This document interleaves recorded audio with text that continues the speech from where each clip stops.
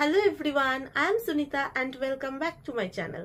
তো আজকের ভিডিওতে আমরা এমন কিছু শব্দের ইংরেজি অর্থ নিয়ে আলোচনা করব যেগুলোর শুরুতেই অ্যাডজেক্টিভ হিসাবে ঘন কথাটি উল্লেখ থাকবে, যেমন ঘন বসতি, ঘন মেঘ, ঘন স্যুপ, ঘন অন্ধকার, ঘন কুয়াশা, ঘন বর্ষা।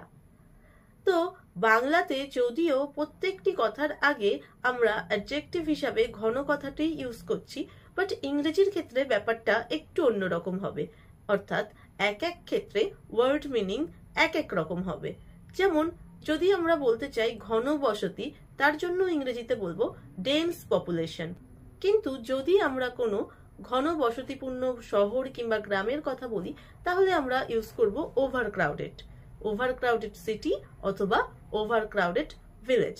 যেমন কলকাতা একটি ঘন বসতিপূর্ণ শহর, so we can say Kolkata is an overcrowded city. ঘন চুল, এর জন্য আমরা ইউজ করব থিক হেয়ার। যেমন মাই হেয়ার ইজ থিক, যদিও আমি মজা করছি। নেক্সট ঘন মেঘ, তো এই ঘন মেঘের জন্য আমরা বলতে পারি হেভি ক্লাউড, হেভি ক্লাউড।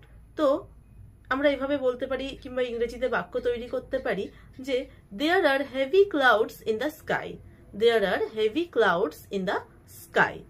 ঘন soup, thick soup, I love to have thick soup, আমি ভালোবাসি থিক মানে ঘন স্যুপ খেতে। ঘন কুয়াশা, dense mist, dense mist, due to dense mist nothing can be seen very well. ঘন বর্ষা, heavy rain, it has been raining heavily for 2 days, it has been raining heavily for 2 days, দুদিন ধরে ঘন বর্ষা হচ্ছে। ঘন কথা, টক আ লট, টক আ লট, তো সে ঘন কথা বলে কিংবা বেশি কথা বলে, she talks a lot। যদি আমরা কোনো ঘন বন কিংবা ঘন জঙ্গল সম্পর্কে বলি, তাহলে বলবো a dense forest, a dense forest। ঘন অন্ধকার, deep gloom, deep gloom, it's deep gloom all around, চারিদিকে ঘন অন্ধকার। ঘন কালো রং, ডার্ক ব্ল্যাক কালার। ঘন নীল রং, ডার্ক ব্লু কালার। আমরা যদি বাক্যের উদাহরণের কথা বলি, তাহলে এভাবে বলতে পারি I like the dark black dress. তো আজকের মতো এই পর্যন্তই।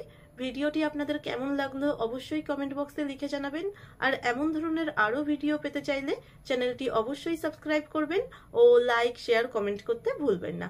Thank you for watching and bye by.